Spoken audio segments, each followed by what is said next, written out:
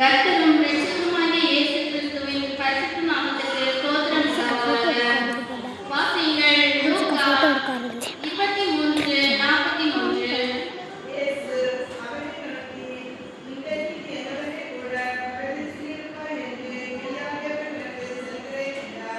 நாம் யாரும் தலைகளை தாழ்த்தி ஜெபம் செய்வோம். பரமபிதாவே, இந்த நல்ல வேளைக்காக உமக்கு ஸ்தோத்திரம். என் வாயின் வார்த்தைகளும் எங்கள் எல்லாருடைய இருதயத்தின் தியானமும் உமது சமூகத்தில் பிரியமாய் இருப்பதாக. இயேசுவின் நாமத்தில் பிதாவே, ஆமென். இயேசு சிலுவையில் மொழிந்த இரண்டாம் வார்த்தை, இன்றைக்கு நீ என்னுடனே பரலோகத்தில் இருப்பாய். சிலுவையில் வேதனையின் மத்தியில் தொங்கிக் கொண்டிருந்த அந்த கடைசி நிமிடங்களில் ஒரு கள்ளனுக்கும் இயேசுவுக்கும் நடந்த உரையாடல் தான் இது. இயேசு அக்கிரமக்காரரில் ஒருவராக தொங்கிக் கொண்டிருக்கின்றார். வாசியுங்கள் ஏசாயா 53:12. ஏசாயா 53:12.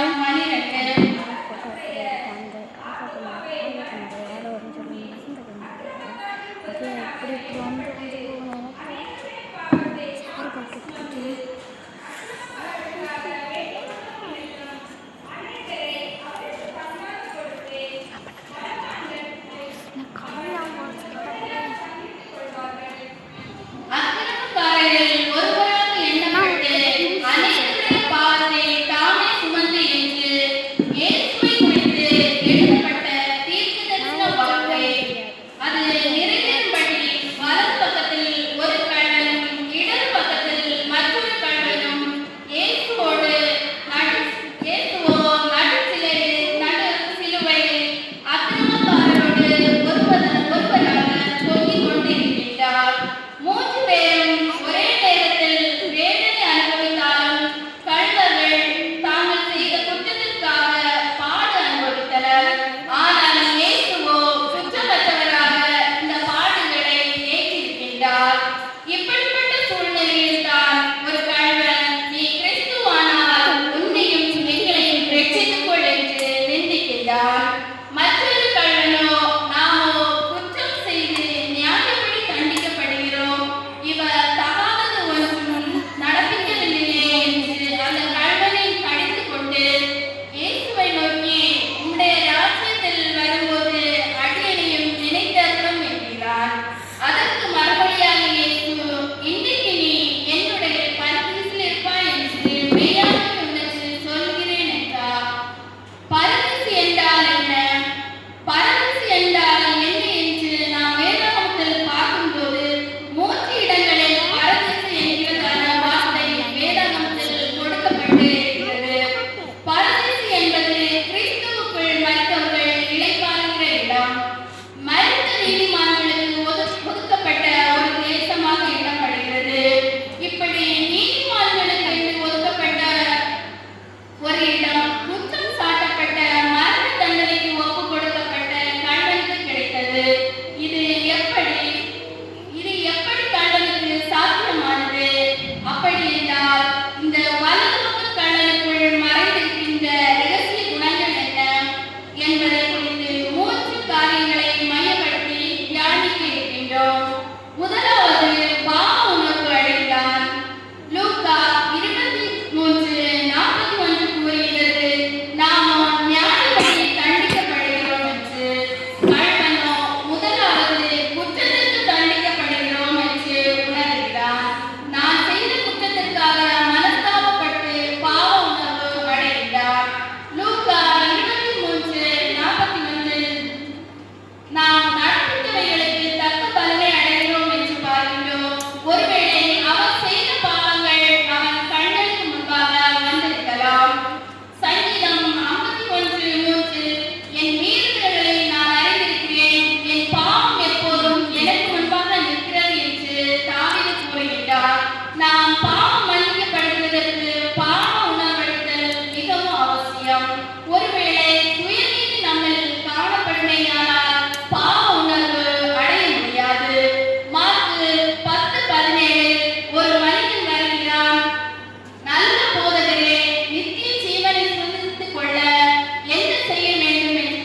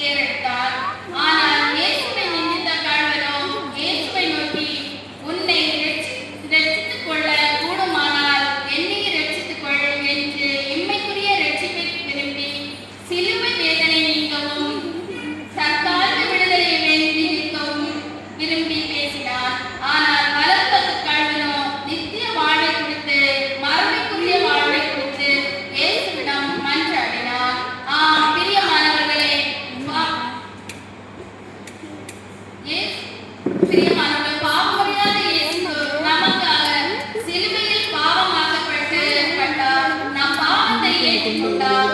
இயேசுவால் மட்டுமே எல்லா அடிமைத்தனத்திலிருந்தும் நமக்கு ரட்சிப்பு தர முடியும் என்பதை உணர வேண்டியது அவசியம். 1 தீமோத்தேயு 1:15 பாவிகளை ரட்சிக்க கிறிஸ்து இயேசு உலகத்தில் வந்தார் என்று திருமறையில் பார்க்கின்றோம். பாவம், சாபம், மரணம், வியாதி எல்லாவற்றிலிருந்து நமக்கு ரட்சிப்பு தர முடியும் என்று விசுவாசிப்போம். நிந்தித்த கல்வனை போல இம்மிக்குரிய காரியங்களுக்காய் இயேசுவிடம் மன்றாடாமல் இயேசுவின் ராஜ்யத்தில் பங்குள்ளவர்களாய் மாறுவதற்கு தன்னை அர்ப்பணித்த கல்வனை போல நாமும் செயல்படுவோம். மூன்றாவதாக நாம் பார்க்கும்போது பாவ அறிக்கை செய்தார். பாவ உணர்வு அடைந்தார். பாவத்திலிருந்து விடுவிக்க இரட்சகர் உண்டு என்பதை விசுவாசித்தார். அவருடைய பாவ வாழ்க்கை பழைய வாழ்க்கையிலிருந்து விடுபட விரும்புகிறார். நீதிமொழிகள் 28:13 தன் பாவங்களை அறிக்கை செய்துவிட்டு விடுகிறவன் இறக்கப் பெறுவான் என்று திருமறையில் பார்க்கின்றோம். தன் தவறுகளை உணர்ந்து இயேசுவை நோக்கி அறிக்கை செய்வதுதான் பாவ வாழ்க்கை. நாம் பாவத்திலிருந்து விடுதலை பெற பாவ அறிக்கை செய்வதுதான் ஒரே வழி என்பதை அறிந்திருக்கின்றார். பாவம் ஒரு மனிதனை என்ன செய்கின்றது என்று பார்த்தால், பாவம் நம்மை கர்த்தரை விட்டு பிரிக்கின்றது. ஏசாயா 52:2 உங்கள் அக்கிரமங்களை உங்களுக்கும் தேவனுக்கும் நடுவாக பிரிவினை உண்டாக்குகிறது. பாவம் நம்மை கர்த்தரை விட்டு தூரமாய் போக செய்கிறது.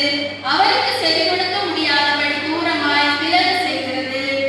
எப்படி நாம் பாவ அறிக்கை செய்ய வேண்டும் என்றால், நொறுங்கின இருதயத்தோடு பாவ அறிக்கை செய்ய வேண்டும். வாசியுங்கள் சங்கீதம் 51:17. சங்கீதம் 51:17.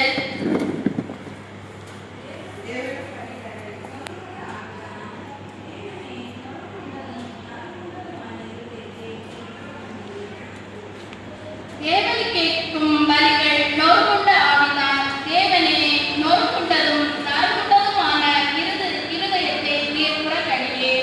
நான் பாவிதான் என்பதை உணர்ந்து இறுதி குத்தப்பட்டவர்களாக பாவத்திலிருந்து விடுதலை பெற வேண்டும். அடிமைத்தனத்திலிருந்து விடுபட வேண்டும் என்று நொறுங்குண்ட இருதயத்தோடு ஜெபம் செய்யும் போது கர்த்தர் நமக்கு சமீபமாய் வந்து உதவி செய்வார். அந்த கள்ளன் செய்த குற்றத்துக்காக அவனுடைய பாவ வாழ்க்கையை விட்டு பழைய வாழ்க்கையை விட்டு இயேசுவை பார்க்க வரவில்லை. அவனுடைய நோவுகிற இருதயத்தை பார்த்து பரதீச வாழ்க்கையை அவனுக்கு கொடுக்கின்றார். பாவத்தை வெறுத்தாலும் பாவிகளை நேசிக்கின்ற தேவன் அவர். நம்மிடம் அவர் எதிர்பார்ப்பது ஒன்றே ஒன்றுதான், நம் பாவங்களை அறிக்கை செய்வது, ஒத்துக்கொள்வது. நம்முடைய பாவங்களை அறிக்கை செய்யும் போது மன்னிக்கிற இயேசு மன்னிக்கும் பாவங்களை மறுபடியும் நினையாதிருக்கிறார். அன்று கல்வாரியில் அறியப்பட்ட இயேசு இன்றும் எதிர்பார்த்து காத்து இருக்கின்றார். அன்று கல்வாரியில் அறியப்பட்ட இயேசு யோவான் 6:37 என்னிடத்தில் வருகிறவனை நான் புறம்பே தள்ளுவதில்லை என்று சொல்லுகிறார். கள்ளனில் ஒரு கள்ளன் உம்முடைய ராஜ்யத்தில் வரும்போது அடியனை நினைத்தருளும் என்று ஜெபித்த கள்ளனுக்கு பரதேச வாழ்க்கையை கொடுக்கின்றார். நாம் எப்பேற்பட்ட பாவியாயினும் அவரிடத்தில் நெருங்கும் போது பரிசுத்தமாக்கி அழியாத நித்திய ராஜ்யத்திற்கு பங்குள்ளவர்களாக நம்மை மாற்ற வல்லவர். தூக்கு தண்டனை பெற்ற ஒரு கைதி ஒருவன் அரசாங்கத்திற்கு கருணை மனு ஒன்றை கொடுத்திருந்தான். அவனுடைய கருணை மனு நிராகரிக்கப்பட்டது. மீண்டும் மேல்முறையீடு செய்தான். அந்த கைதி ஒரு